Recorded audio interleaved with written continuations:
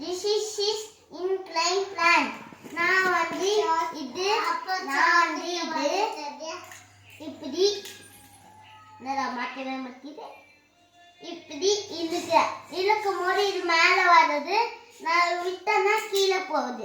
கீழே போகும்போது இதில் 150 ml தண்ணி நானே ஆட் பண்ணியிருக்கேன். ஃபஸ்ட்டு நான் இது இப்படி இந்த மிஷினை கொக்கியால் இப்படி மாட்டிருக்கேன். மாட்டிட்டு இப்படி இழுத்தா நான் தண்ணி 150 ஆட் பண்ணியிருக்கேன்னா அதில் எவ்வளோ தண்ணி ஆட் பண்ணிருக்கணும் அதே 150 வந்து இதில் காமிக்கும். ஸோ இதில் வந்து இதுலேயே வந்து 100 சேர்த்தானா இதுலேயும் 100 காமிக்கும்.